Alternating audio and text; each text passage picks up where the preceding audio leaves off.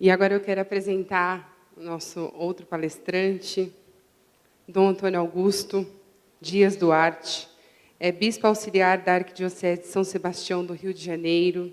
Ele é formado em Medicina pela USP, com especialização em Pediatria. Doutor em Teologia Moral pela Universidade de Navarra. Professor de Moral Cristã Fundamental e Ética da Sexualidade e Bioética da PUC e do Seminário Arquidiocesano São José do Rio de Janeiro. E, além de tudo, um querido amigo. Muito obrigada, Dom Antônio. Ele vai ministrar uma palestra para a gente com o tema Ser Missionário antes mesmo de fazer uma missão.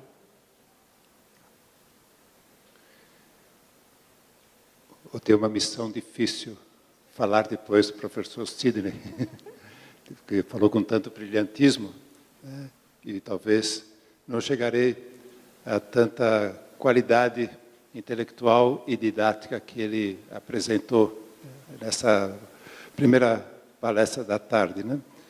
Como foi dito, meu tema é ser missionário antes de fazer missão. A nossa missão está intrinsecamente unida à nossa vocação. Ser cristão é essencialmente ser missionário. E a nossa missão é transformar o mundo e não ser transformado pelo mundo.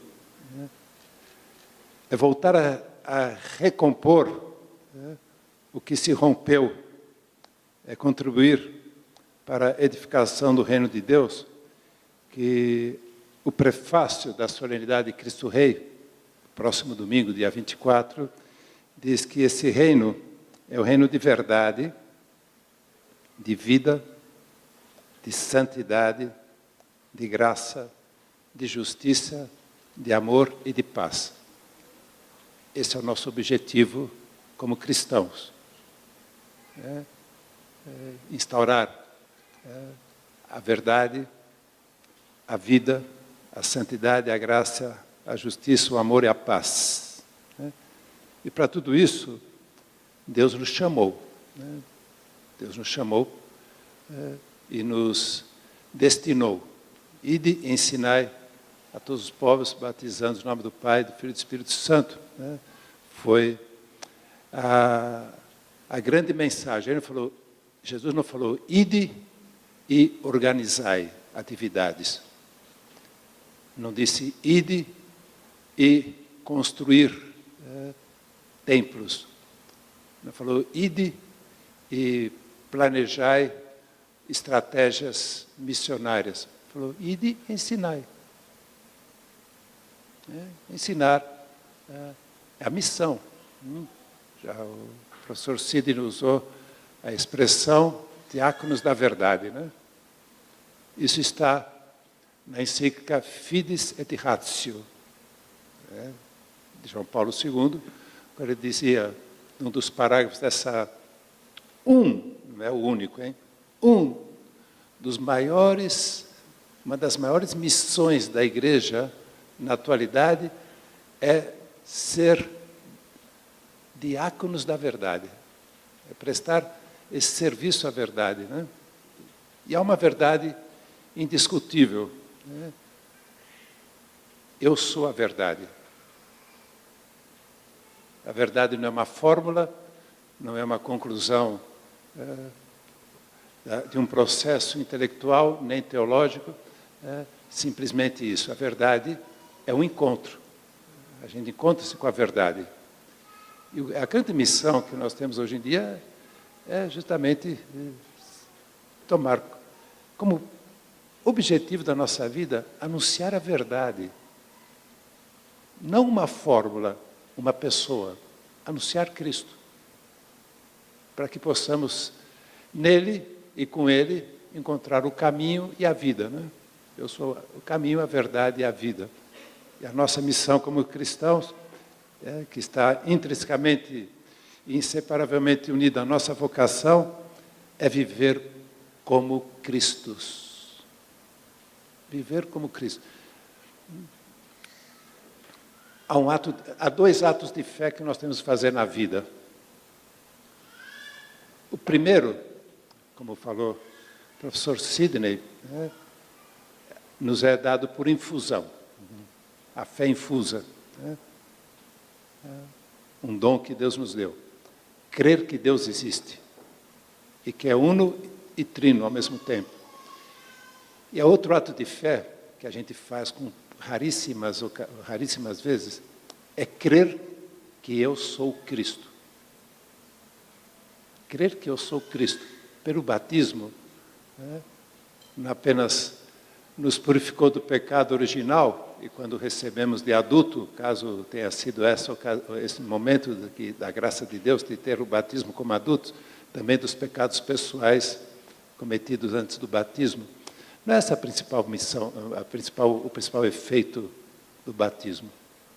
O principal efeito do batismo é o novo nascimento. Nascemos para uma nova identidade, há uma transformação ontológica do nosso ser.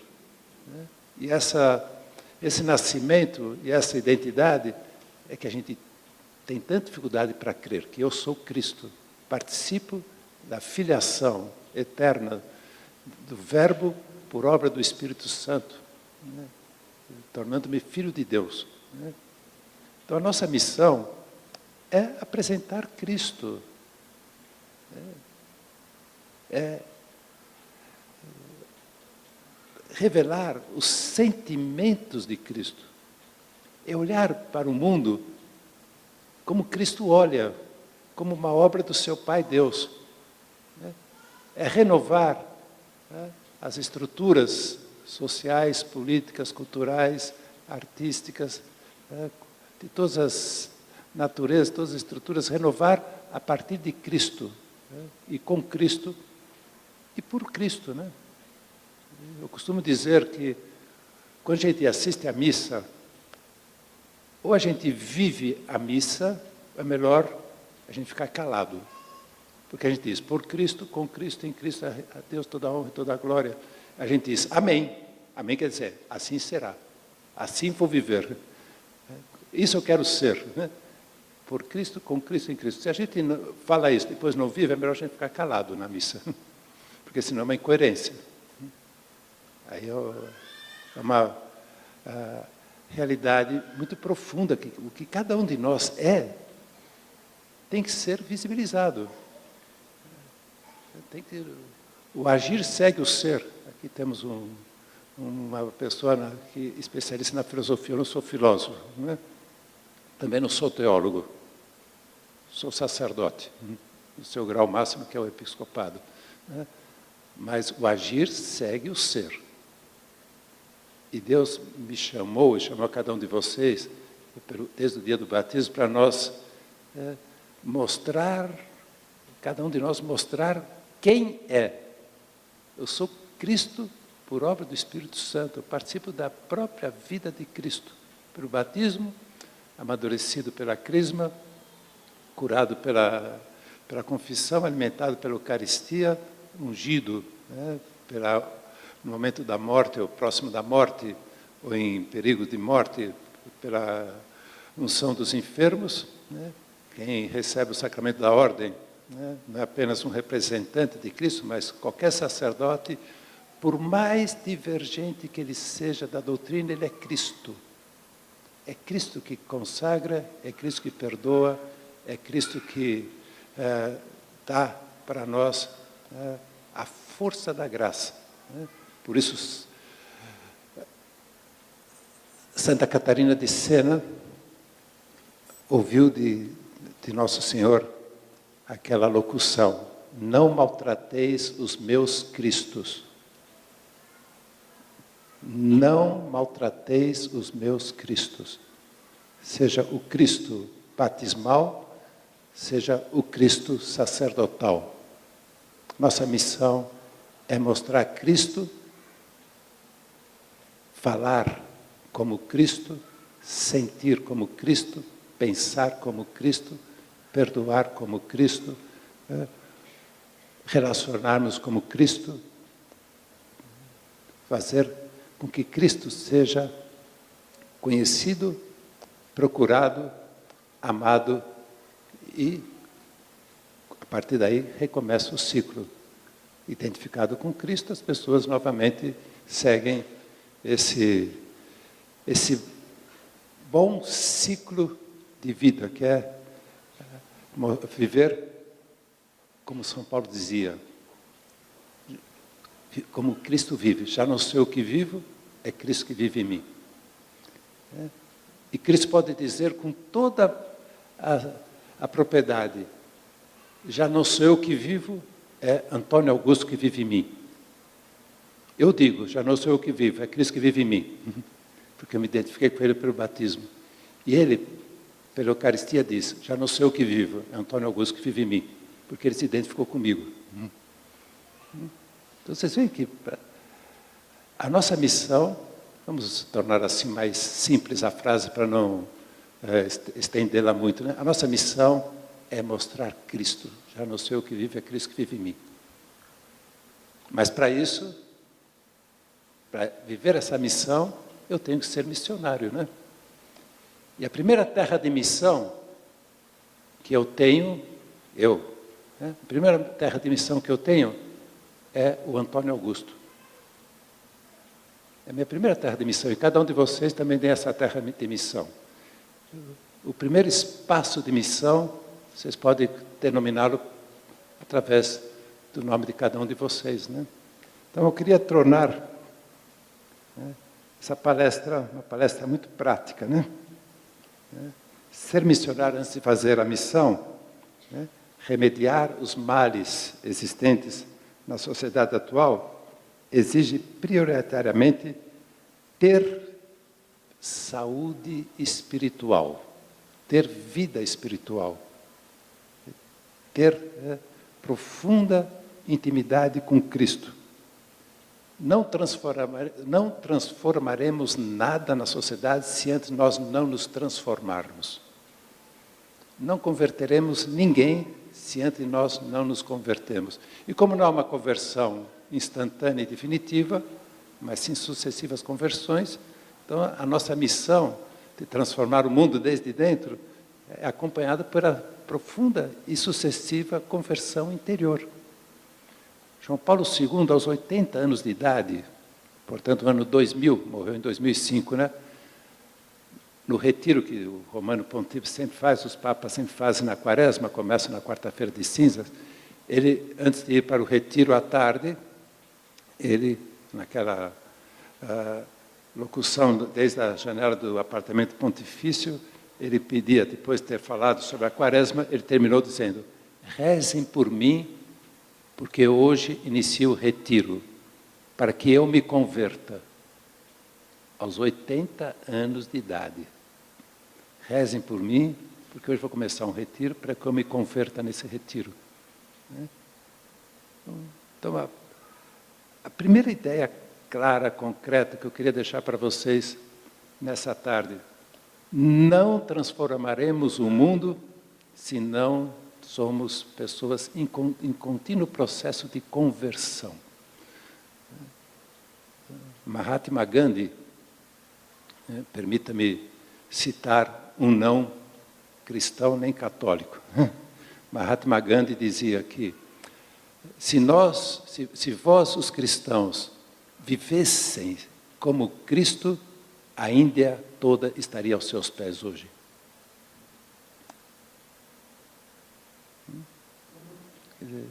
Talvez seja essa a grande crise de fé que se vive hoje em dia. A gente acredita em Deus, a gente acredita nas verdades reveladas, mas a gente não acredita que cada um de nós é Cristo. Porque na prática a gente fala muito de Cristo. Fala muito de Cristo, fala muito de seus ensinamentos, mas às vezes não falamos como Cristo, não defendemos a fé como Cristo, não proclamamos a fé como Cristo. Então é um tema que não é apenas expositivo, mas é um mini retiro, essa palestra. É um mini retiro. Né? João Paulo II foi muito claro quando escreveu aquela carta apostólica, que precisamos relê-la, no início do novo milênio. escreveu essa carta apostólica para projetar a igreja no terceiro milênio, né? E ele dizia, num dos parágrafos, que o terceiro milênio ou será o milênio da oração, ou será um milênio fracassado. Ele falava que o cristão tem que ser um homem e uma mulher de oração. Porque oração não é só rezar, não é só pedir. Oração é ganhar intimidade com Cristo. É aprofundar no conhecimento de Cristo. Como é que a gente pode anunciar quem a gente não conhece? Aí a gente começa a anunciar simplesmente o que ele ensinou, e não o que ele é. A nossa missão é apresentar Cristo, mostrar Cristo, né? O que fez São Paulo, que antes matava cristãos, e depois ele dizia, né, sinto dores de parto até ver Cristo formado em vós. E dizia, ai de mim se eu não evangelizar. Eu não dizia evangelizar. Evangelho quer dizer a boa nova. E qual é a grande boa nova, a grande novidade da história da humanidade? Deus se fez homem. Às vezes a gente chega a qualquer grupinho de pessoas e fala, qual é a nova hoje, né? A nova hoje já tem 2000 anos. A nova hoje já existe há 2000 anos, né? Essa é a boa nova. Anunciar a boa nova. Ai de mim se eu não anuncio Cristo. Ai de mim se eu não anuncio Cristo e Cristo crucificado e ressuscitado.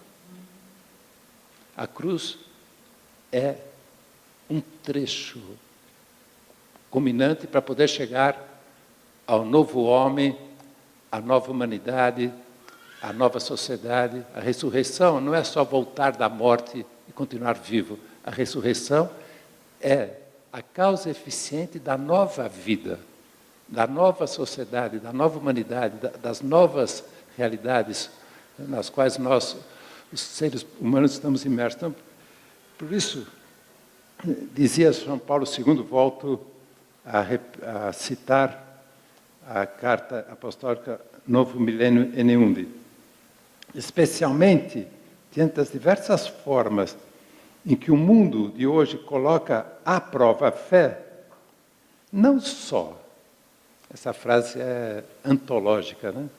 Não só seríamos cristãos medíocres, mas cristãos em risco. Diante dessas diversas formas com que a fé é colocada em prova. Seríamos não só cristãos medíocres, mas cristãos em risco. Correríamos o risco insidioso de que a fé progressivamente se enfraquecesse e talvez acabasse cedendo à sedução dos substitutos, acolhendo propostas religiosas alternativas e transigindo, inclusive, com formas extravagantes de superstição. Ou seja, se a gente não quer ser cristãos medíocres, porque a mediocridade não transforma nada. A pessoa medíocre é transformada. O medíocre não transforma nada, nem transforma ninguém. Ou seremos homens e mulheres de oração, a gente corre o risco não só de ser cristãos medíocres, mas cristãos em perigo. Perigo de substituir a fé por superstições, ou por fórmulas religiosas diversas, mas que não têm substância. Ou seja, sem oração real, verdadeira, profunda, constante, nós nunca seremos missionários. Seremos funcionários da fé. Seremos funcionários da fé. A gente vai funcionar em determinados momentos, quando a gente fala, agora eu vou evangelizar. Ou seja, das 2 às 4 eu vou evangelizar. Depois, das 4 à meia-noite, eu estou numa zona de perigo, por o fenômeno da osmose cultural, da osmose religiosa, da osmose teológica, eu vou absorvendo ideias, raciocínios, posições e até costumes que que não são compatíveis com a nossa identidade batismal, né? Não se faz apostolado, não se faz missão, não se evangeliza. Ou é apóstolo, ou é missionário, ou nós estamos sendo funcionários, funcionários da fé.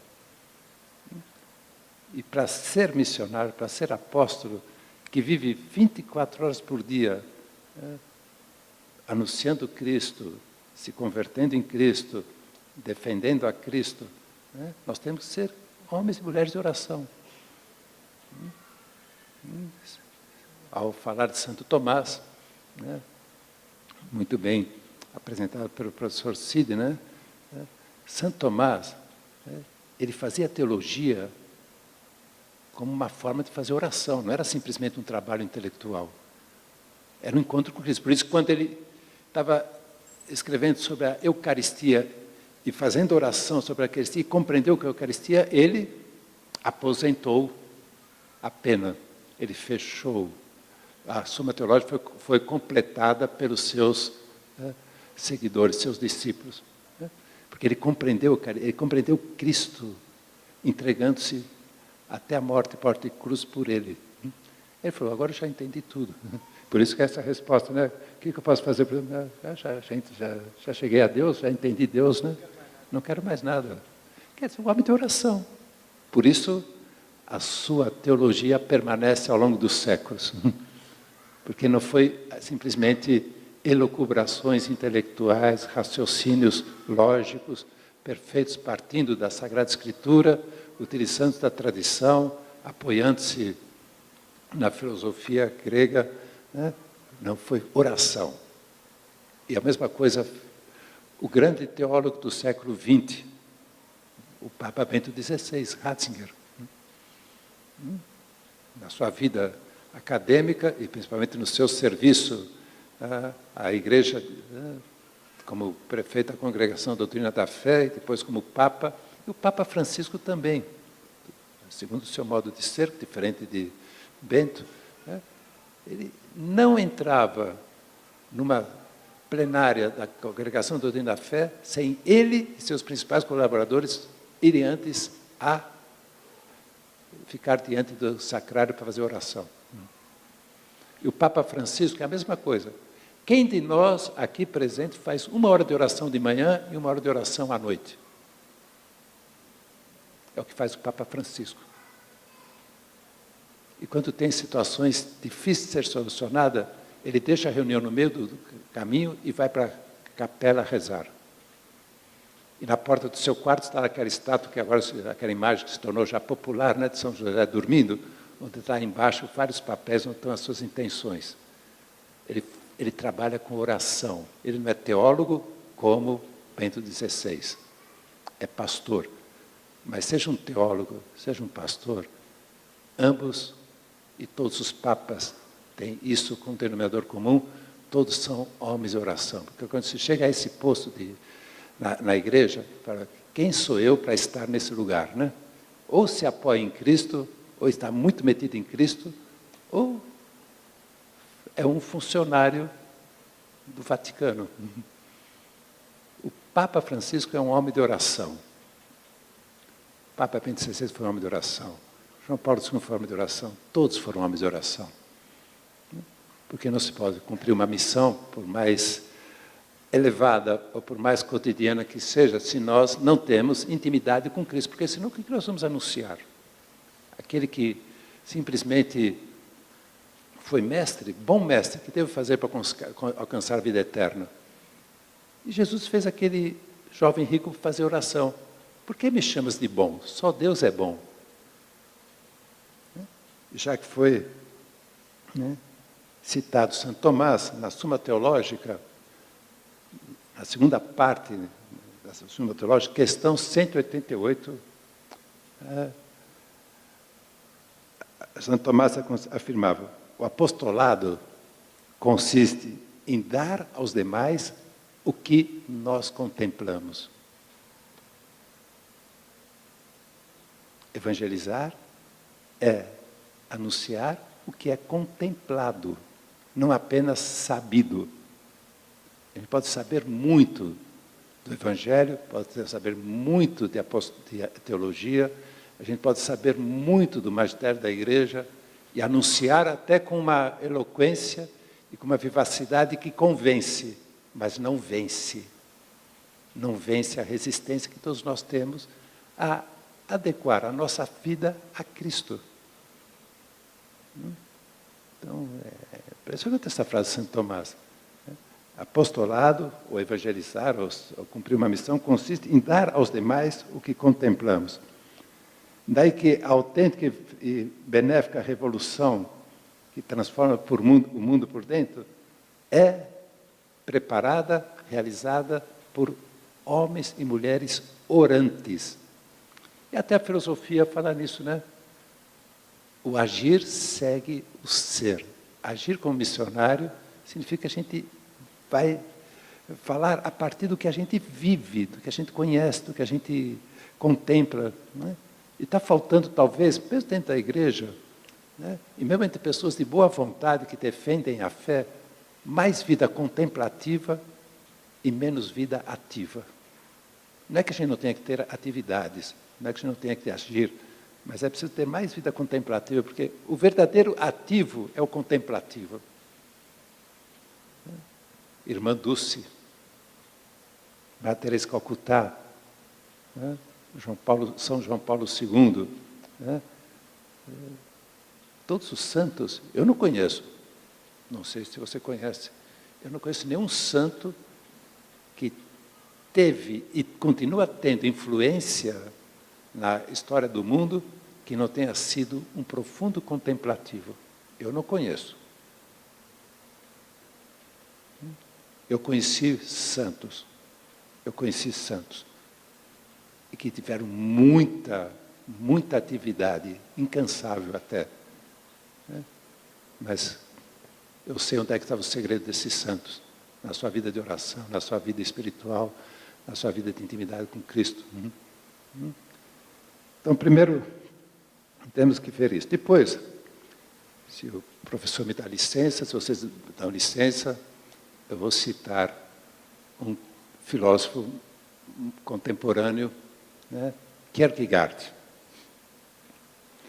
filósofo dinamarquês, que viveu numa sociedade oficialmente cristã, a Copenhague luterana, né, do seu tempo.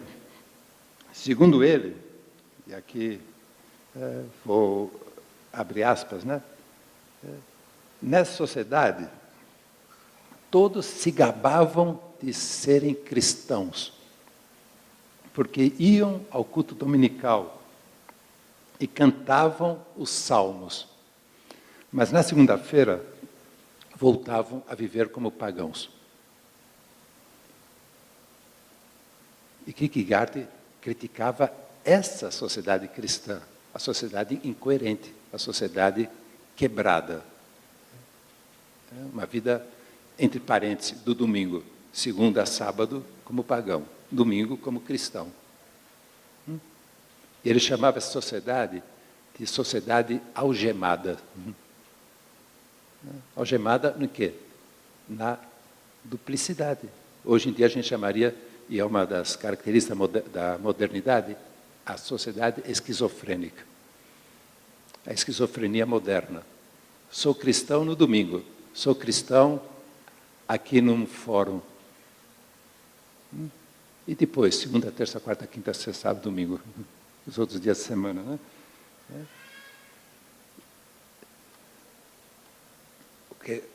Então, além da oração, né, um grande momento evangelizador é justamente a gente apresentar realmente 24 horas por dia, 7 dias por semana, 30 por mês e 12 por ano, e ao longo de toda a vida, um rosto de cristão.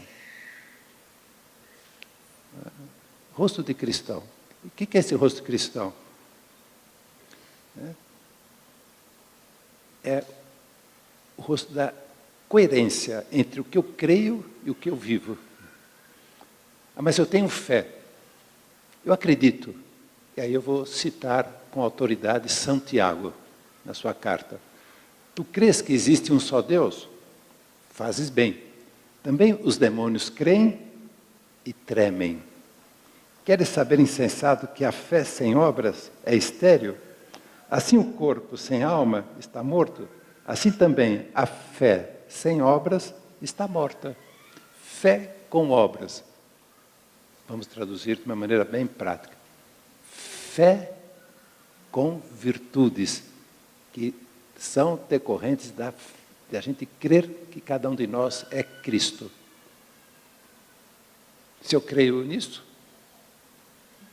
então meu grande trabalho missionário é mostrar as virtudes humanas ao modo de Cristo. Não as virtudes humanas inspiradas em Cristo e vividas do meu modo. Aí é incoerência. Eu posso ser uma pessoa que vivo virtudes cristãs, mas sem o rosto de Cristo. Eu vivo virtudes cristãs ao meu modo. Aí eu defendo a fé. Todo cristão tem que defender a fé, mas ao meu modo. Aí tem esse ponto bem apresentado e com uma nitidez claríssima do professor Sidney. A gente pode divergir com concórdia e não com discórdia. Porque Cristo divergia com concórdia, com o coração na mão. Às vezes a gente diverge só com a cabeça na mão, só com a mente. Aí isso não está de acordo com a fé, isso não está de acordo com a moral cristã. A gente atropela o outro. A gente discute com o outro, não numa divergência sadia, mas numa divergência discordante, porque falta coração. Cristo sempre atuou com o coração na mão. Ninguém te condenou, nem eu te condeno. Vai e não peques mais. A mulher samaritana, para nós, é a aula magna de fazer uma evangelização ao modo de Cristo. Vou assim fazer uma... Não sou nem flamenguista, nem fluminense. Sou corintiano. Tá bom? Tá bom. Então, mas vou falar aqui, né? Aos 47 minutos do segundo tempo, o Vasco empatou com o Flamengo, né? Pois então, foi aos 47 minutos do segundo tempo que Jesus falou, vai chamar o teu marido. Não tenho marido. Disseste de verdade, não tem marido. Tiveste 5 e o que agora tens não é o teu marido. Isso é uma pessoa que não está vivendo de acordo com a moral natural. Ele não começou, né? Samaritana, você tem 5 homens, os 6 que você tem, como é que você é tão pecador assim? Começou o quê? Com o coração na mão, dai-me de beber. Mostrou a sua necessidade, a sua carência física. E lá pelos 47 minutos do segundo tempo, é que ele tocou no ponto que ela tinha que se converter. Às vezes nós começamos a fazer apostolado, evangelizar, mostrando o primeiro minuto do jogo que a pessoa está errada. Claro, aí ninguém se converte, porque a gente entra com a cabeça e não põe o coração. E nessa unidade, nessa integralidade do cristão, nós somos não só cabeça, porque você pode ser um monstro, não só coração, porque é outro monstro. É cabeça, coração e inteligência, a unidade. Quando a gente vive a nossa unidade interior, é possível viver a unidade na diversidade. Mas às vezes nós somos esquizofrênicos, nós somos fragmentados, porque a gente acredita, até adere aos ensinamentos e até se inspira nas virtudes de Cristo, mas vivendo ao nosso modo. Então, ser misericordioso, dialogar, compreender, conviver, ajudar, orientar, iluminar as consciências, divergir, mas procurando o ponto comum, ao modo de Cristo, não ao meu modo, porque aí a gente não atrai ninguém. Não atrai ninguém, não transforma nada, a gente só continua mantendo né, a questão em discussão, né? E o Papa Bento XVI, numa das suas encíclicas, diz uma frase maravilhosa, né? O Logos cria o Dialogos. Se a gente quer realmente apresentar a verdade, que é Cristo, a gente dialoga. E ele dizia com mais conhecimento de causa, porque depois de 24 anos trabalhando na Congregação Doutrina da Fé, podia dizer isso com muita propriedade, né? Nós temos que ir em busca do núcleo de verdade que há no erro. Não só apontar o erro, a gente tem que procurar o que há de verdade nos erros. E nos erros atuais, tantos teológicos, como pastorais, como morais. Mas para isso a gente tem que ser missionário antes. Temos que ser Cristo. Temos que viver as virtudes ao modo de Cristo, e não ao modo pessoal, né? Por isso que nós somos Cristófão. O que quer dizer Cristófão? Cristóforo é Christus ferens, é aquele que leva a Cristo. Nós somos Cristóforos, né? Nós somos pessoas que levamos Cristo não só na doutrina que ele pregou, né? Mas levamos Cristo em nós, procurando viver as virtudes como Cristo. Por isso ele foi tão expressivo ao falar-nos que brilhe assim a vossa luz diante dos homens, para que vejam as vossas boas obras, ou seja, as virtudes, e glorifique vosso Pai que está nos céus. Está lá em São Mateus 5,16. Então aqui vou usar uma palavra bem moderna e que é muito adequada para essa palestra. Nós temos que ser influencer.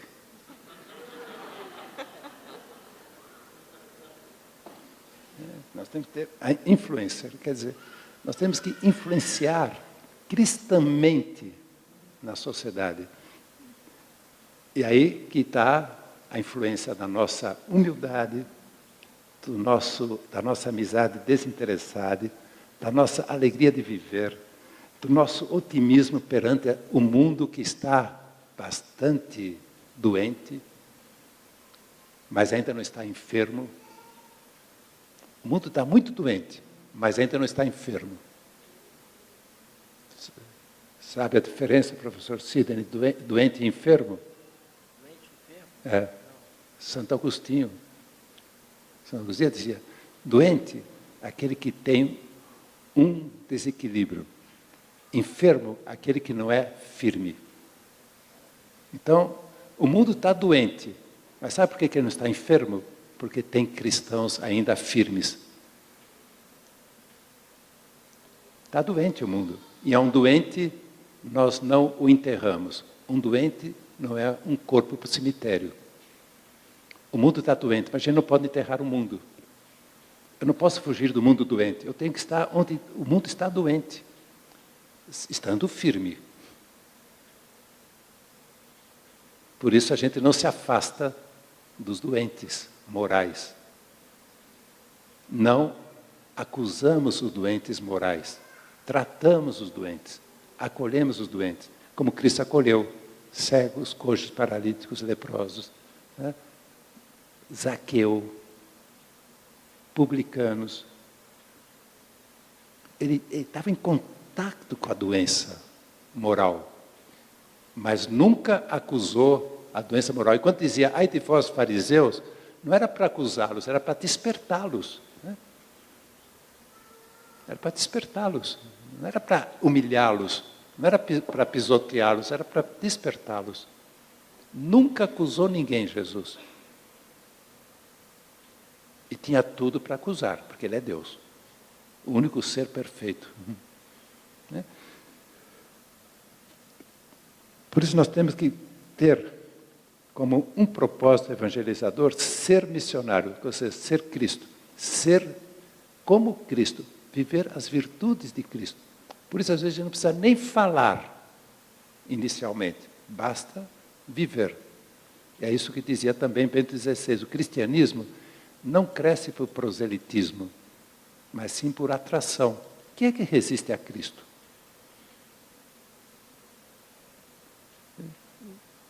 Os que negavam a Cristo é porque não o conheciam, e hoje o mundo também. Mas as pessoas têm fome de Cristo. As pessoas querem conhecer a Cristo. As pessoas querem se encontrar com Cristo. E se vocês me permitem, eu vou pôr exemplos aqui meio gritantes. Né? Rio de Janeiro continua sendo uma cidade maravilhosa, graças a Deus. Né? Maravilhoso o Rio de Janeiro. Eu sou de São Paulo, mas não amo São Paulo tanto quanto ele. Eu amo mais o Rio. Continua sendo uma cidade maravilhosa, inclusive nas situações mais patológicas que há no Rio de Janeiro. E vou dar exemplos bem concretos que, para mim, é uma lição de vida, embora esteja no mundo doente. O chefe de uma das facções mais violentas do Rio de Janeiro, numa região muito violenta do Rio de Janeiro, ele vai semanalmente fazer oração de 1 hora diante do sacrário, porque ele foi coroinha. E ali, o pároco me conta, né?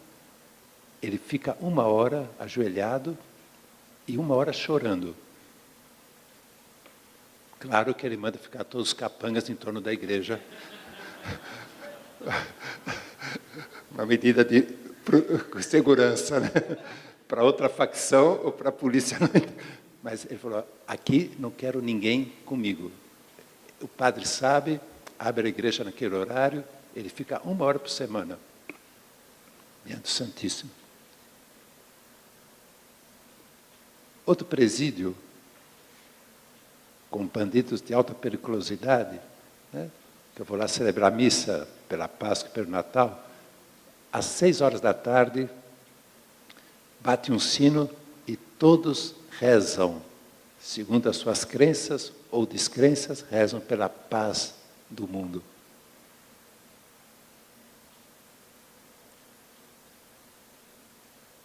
Onde às vezes a gente não chega, Cristo chega e ainda mantém uma chama viva, talvez assim aquela que diz o Evangelho, a Bíblia, né?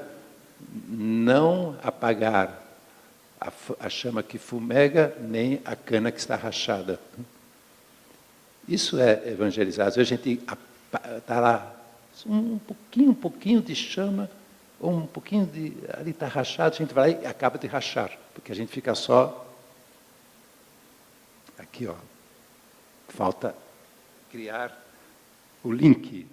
Aqui e aqui, aqui e aqui. Isso é como Cristo, né?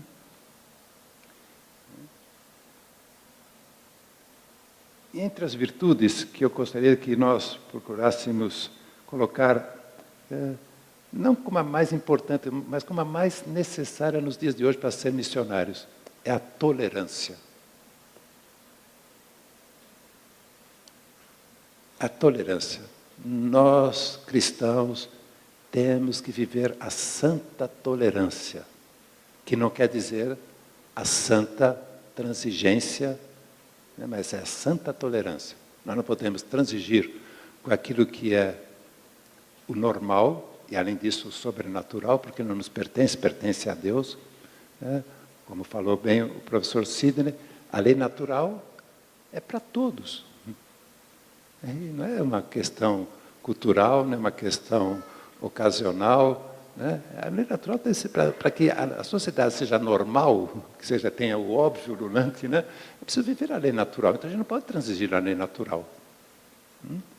E muito menos, a lei natural é divina, mas muito menos nas verdades reveladas para, por um lado, conhecer com mais certeza a lei natural e vivê-la com mais segurança com a graça de Deus, e depois aquelas verdades que nenhum gênio da história da humanidade consegue conhecer, que são as verdades íntimas do mistério de Deus. Né? Então, temos que ser missionários tolerantes. E a intolerância, Deus toma partido daquele que está sendo vítima da intolerância. Deus não fica do lado daquele que está defendendo a verdade de uma forma intolerante. Ele fica do lado de quem defende a verdade com tolerância. Que não quer dizer transigir com a verdade. É acolher, como é a clássica afirmação, acolher o pecador, embora a gente não possa nunca aprovar o pecado. Ninguém te condenou, nem eu te condeno. Acolhimento. Tolerância com a situação daquela mulher. Depois, vai e não peques mais. E às vezes nós temos que ser assim, né? Não é que quando a gente está sendo tolerante, a gente está sendo transigente. Não, a gente está sendo aquela gota de mel que atrai a abelha. É mais fácil atrair com uma gota de mel do que com um barril de vinagre. E às vezes esse barril de vinagre é a intolerância, é a acusação, é a crítica, são os comentários irônicos, são as frases dúbias, são as acusações contra os representantes da igreja. Isso é vinagre. E a gente atrai com uma gotinha de mel só. Então, a tolerância talvez seja uma das virtudes que Cristo viveu com muita evidência. Ninguém te condenou, nem eu te condeno. Foi no 47º minuto do jogo que ele falou para a mulher dos 6 maridos que ela tinha. Né? Foi aquele silêncio diante da acusação injusta. Né? Foi o diálogo conosco do alto da cruz. Né? Ele estava sofrendo por nós, ele está dizendo, perdoai eles porque não sabem o que faz. Está dizendo para o Pai em nosso nome. Né? Quer dizer, tudo que Cristo sofreu, Ele viveu por nós, sabendo que nós muitas vezes nos convertemos, depois começamos a fazer a mesma coisa, repetimos o mesmo pecado. E Ele sempre está lá, eu te absolvo, eu te perdoo, Ele não sabe o que faz. Ah, mas Ele está sabendo bem, sabe muito bem o que faz. Será? Talvez sabe o que faz do ponto de vista material, e do ponto de vista formal, e do ponto de vista de ter entendido o valor daquele ato. Talvez não sabe. Né? Então, essa nossa vida de cristãos, né? Por isso, Nosso Senhor foi claríssimo quando se trata da ação cristã no meio do mundo. Sem mim, nada podeis fazer. Sem vida de oração e sem identificação com as virtudes de Cristo, ao modo de Cristo, nós somos incoerentes. Porque Jesus falou, ide ensinai. Ensinai o quê? Ensinai a ser Cristo. Ensinai a conhecer a Cristo. Ensinai a conviver com Cristo. Ensinai a ser virtuoso como Cristo. A gente é incoerente. A gente fala, Jesus mandou a gente ir e organizar. Ir e construir. Ir e discutir. Nós estamos sendo missionários, né? Então, essa a essência da missão. Cuidar primeiro do missionário. Nossa primeira terra de missão tem nome e sobrenome. Tem um espaço e tem o tempo. O nosso nome, o espaço que nós ocupamos na família, na sociedade, na igreja, é que a gente tem que fazer a missão dentro de nós. E depois, né, nós, assim, temos autoridade moral para cumprir uma missão. Essa, em síntese, é a essência da palestra que eu quero trazer para vocês e esperemos que cada um de nós realmente sejamos missionários para dar à nossa missão essa qualidade de Cristo e essa eficiência de Cristo. Vocês sabem a diferença entre eficácia e eficiência? Parece que são sinônimos, né? Eficácia é você conseguir o objetivo que você se propõe. Eficiência é você se transformar através desse esforço para alcançar os objetivos. Então, eu posso ser muito eficaz na organização de um fórum como esse, está bem organizado, tudo bem, mas não ser eficiente, porque eu não rezei como Cristo, eu não estou vivendo aqui no fórum como Cristo, servindo as pessoas, eu não estou me entregando. Né? Então, nós estamos sendo eficazes, não estamos sendo eficientes. E termino com uma grande lição que eu recebi de um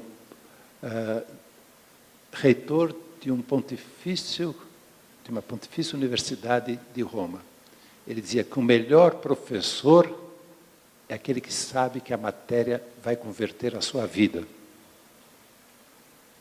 O melhor professor é que sabe, essa matéria que eu estou lecionando pode ser muito eficaz na minha didática, na minha pedagogia, no conteúdo, mas tem que ser eficiente. Eu tenho também que me converter com aquela matéria, especialmente quando a gente ensina catecismo, quando a gente ensina teologia, quando a gente faz uma palestra sobre temas cristãos, né? Quer dizer, a gente tem que se converter com aquilo que a gente está ensinando, né? Tá bom? Então era isso, finito.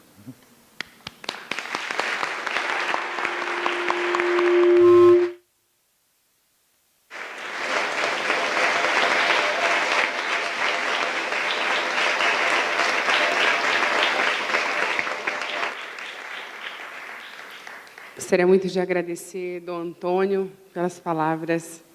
Escutá-lo é sempre uma graça, viu, Dom Antônio?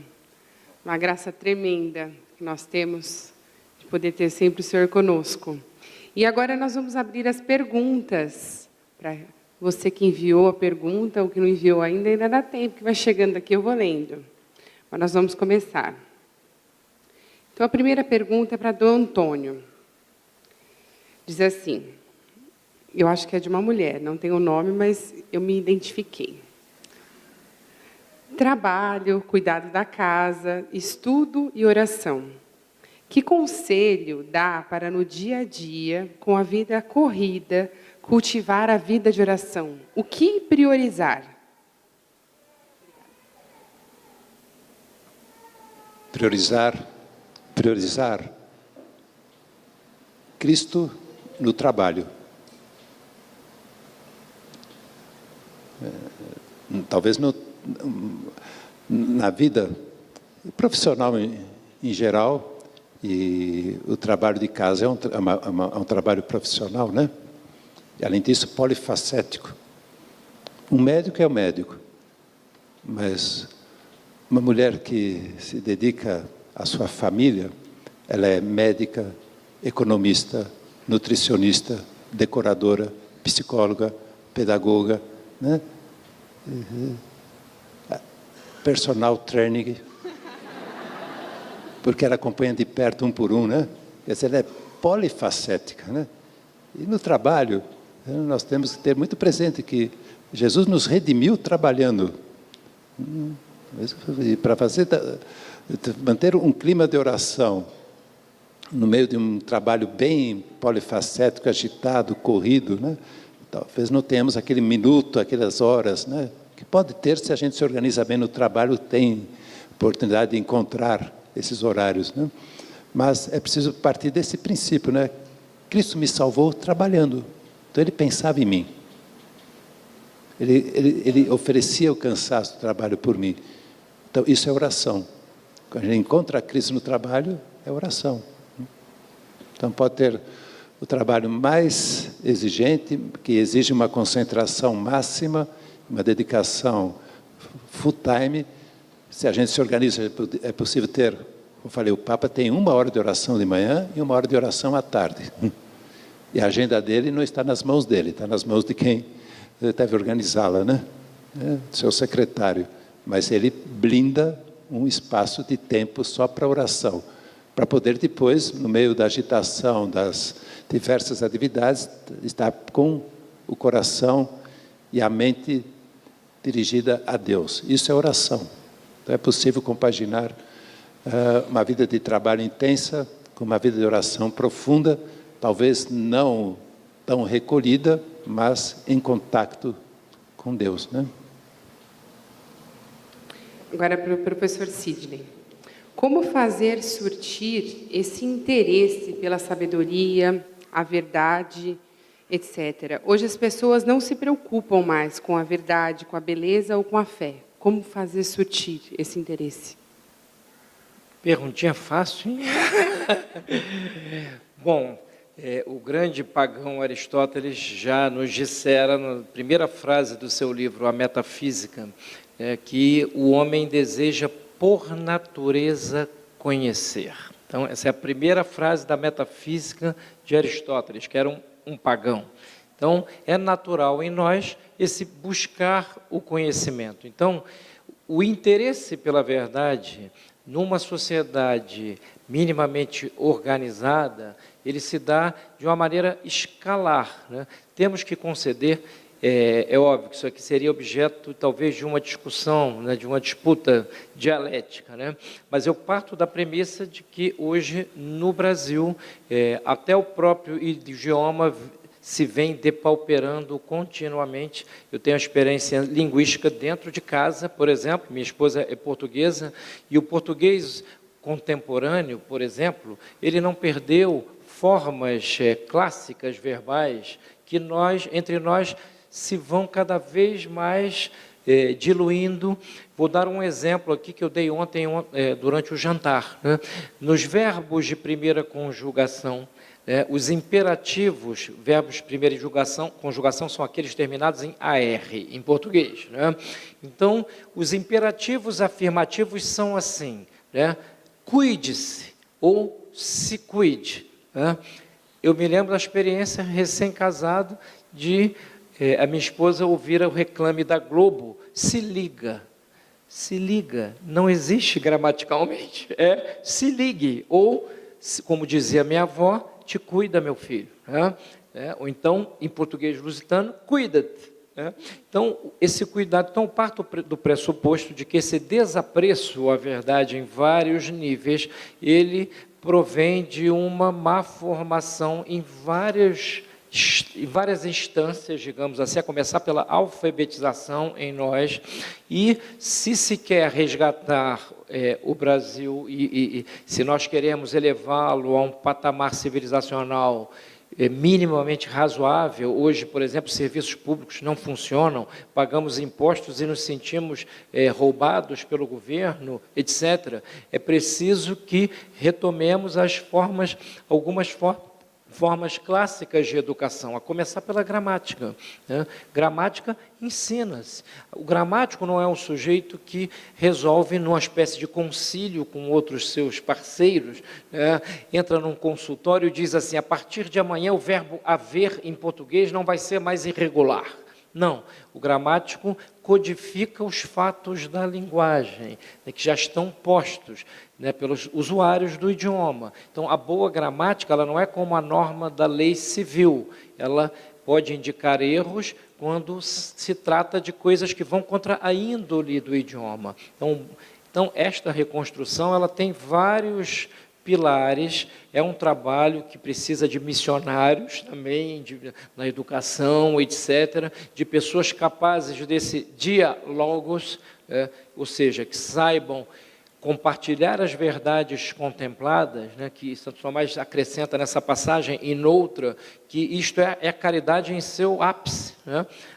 Cristo fez milagres, trabalhou, mas o que ele mais fez foi partilhar-se, né? Então, partilhar as verdades é próprio de todo o magistério são. Então, nós precisamos resgatar a dignidade do magistério. E isto se faz não com políticasinhas rasteiras, e sim com o resgate de toda uma tradição que está na própria língua. Porque se nós não sabemos nem raciocinar minimamente, valendo-nos das palavras que estão consagradas pelo dicionário, o dicionário é a consagração de uma palavra, né? Quando uma palavra, pelo uso multissecular, ela ganha foro social, ela vai para o dicionário. Então, há muito a fazer. Eu estou entre aqueles que acham que, embora o trabalho seja muito difícil, às vezes pareça quase impossível. Acabei de ouvir um relato aqui de um criminoso que fica 1 hora diante do sacrário, né? A realidade é mais complexa do que a princípio poderia parecer. Por exemplo, vou dar um exemplo aqui de um poeta português. Então, essa educação começa pelo popular, pela boa cultura popular. Não podemos querer que amanhã a sociedade acorde apreciando o canto gregoriano, se não consegue nem entender uma redondilha maior, um verso, etc. Então, o resgate do bom senso é o início dessa reconstrução. Eu só lembro que o poeta português Bocage, eu até separei aqui, que foi um homem de má vida, reconhecidamente má vida, arrependeu-se no final, e é dele são dele os versos em português mais belos jamais escritos em honra a Nossa Senhora. São versos que viraram moteto, viraram música litúrgica. Eu permito-me, só para acabar a resposta, que a resposta é essa: resgatar o bom senso. Sem o bom senso, fica difícil. É muito pequenininho. Olhem esses versos do poeta Boccaccio, do pornográfico Boccaccio, em honra à nossa Mãe do Céu. Eu só faço a advertência que a expressão latina ab eterno é desde a eternidade. Tá? Diz ele: ó Virgem formosa, que domas o inferno, criou-te ab eterno quem tudo criou. Ilesa notaste do mundo o naufrágio, da culpa o contágio, por ti não lavrou. Nas tuas virgíneas entranhas sagradas, do céu fecundadas o Verbo encarnou. A grande vitória do gênero humano contra este tirano de ti começou. Depois de lograres triunfo completo, cumprido o projeto que o céu meditou, cresceram nos astros os vivas e os cantos, e as fúrias, os prantos, o abismo dobrou. Ó Virgem formosa, que domas o inferno, criou-te ab eterno quem tudo criou. Poeta Boccaccio, o pornográfico Boccaccio, Deus lhe deu a graça de escrever estes versos. Então, boa leitura, formação do imaginário, com fábulas. Temos aí La Fontaine, que há muito tempo não é revisitado pelos nossos pedagogos, né? Amor ao magistério e fé em Deus acima de tudo. Com isso tudo, pode ser que reconstruamos os padrões mínimos civilizacionais. Não sei se respondi a contento. Dom Antônio, a oração após acordar e antes de dormir podem ser classificadas como obrigatórias para os cristãos? Devemos nos esforçar para adquirir este hábito? Ao acordar e ao dormir, a oração é como a respiração. É obrigatório respirar? Ou é natural respirar? A oração, eu já dizia, todos que viveram grandes santos, a oração é a respiração da alma. É o primeiro pensamento, a primeira ação nossa, realmente é ir ao encontro daquele que nos deu a vida. E estamos começando um novo dia de vida, estamos terminando um outro dia de vida, e nós temos que saber ir àquele que nos deu a vida. É tão natural a gente procurar a saúde, né, física. Hoje em dia já se diz como se deve dormir, como tem que se levantar da cama para não ter um AVC. Você tem que colocar primeiro a perna para fora, depois levantar o tronco. Às vezes levanta o tronco, depois põe a perna para fora, pode ter até uma hérnia de disco aí, né? Porque você levanta o tronco. Tem se ensina a dormir, se ensina a se levantar, se ensina a deitar-se, qual a melhor posição para deitar, para a gente poder repousar realmente. Coisa para manter a saúde física. Por que não vamos manter a saúde pessoal indo àquele que nos deu a vida, né? Então é natural, não é obrigatório. É uma visão muito pragmática, né? Com Deus a gente não tem obrigações, a gente tem relação. Quando há uma orientação que nos fala de é preciso fazer, está obrigado a fazer, nós temos que entender que essas, entre aspas, ordens, são para proteger aquilo que é valioso.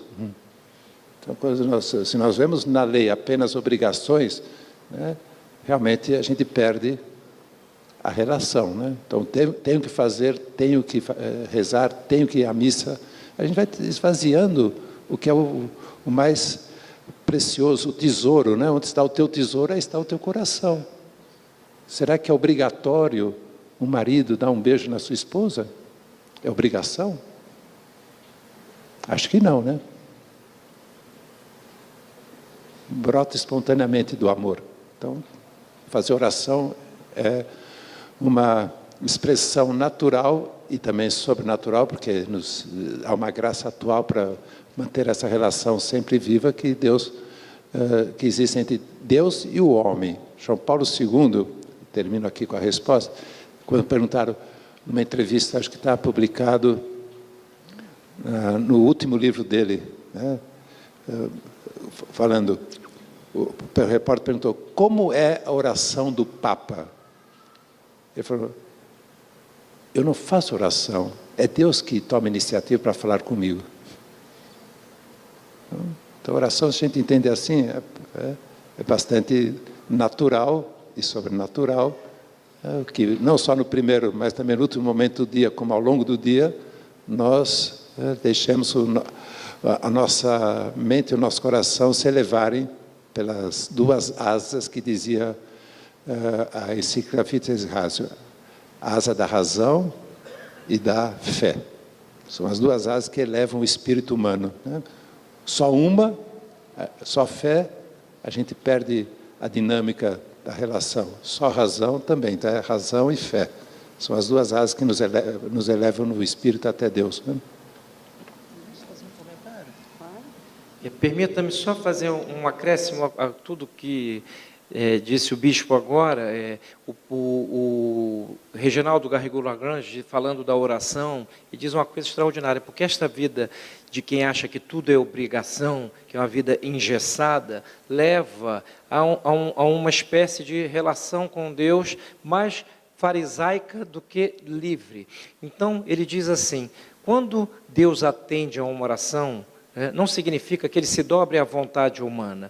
Deus não é uma espécie de garçom que está ao nosso serviço e que vai fazer as nossas vontadezinhas quando nós queremos e da maneira que queremos. Então ele diz o seguinte, quando Deus atende uma oração, não é que ele tenha se rebaixado à condição humana, é que ele, pela graça, fez com que o homem tenha passado a querer no tempo o que ele já tinha querido desde a eternidade. Então é a vontade humana que se deifica e passa a querer o que Deus já tinha querido. Então, quando nós temos uma oração atendida, lembremos disso, até nisto o nosso mérito não é tão grande. Deus já queria que nós anuíssemos aquilo. Perdemos a liberdade? Não. A presciência de alguém a respeito de algo não significa que aquela outra pessoa perca a liberdade. Se eu jogo xadrez com Kasparov e faço um lance errado, e ele prevê que daqui a 30 lances, aquele meu lance acarretava a derrota, isto não tirou de mim a liberdade de fazer o lance. Então, só complementando o que disse o bispo, com muita precisão, a vida não pode ser espiritual engessada, né? Temos deveres, mas esses deveres são amorosos, não são um jugo, né? Bom, a gente ficaria aqui a tarde toda fazendo perguntas e escutando eles falarem, mas eu quero muitíssimo agradecer a Dom Antônio, ao professor Sidney, por essa bênção mesmo, esse aprendizado tão grande, mas tão real e tão palpável. Que Deus abençoe muito vocês dois.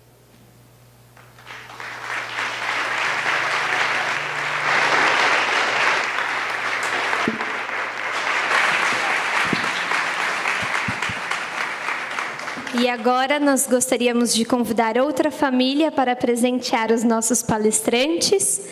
A mãe desta família, enquanto nós estamos aqui ouvindo as boas palestras, está cuidando das crianças de muitos de vocês. Então, a família Salzman.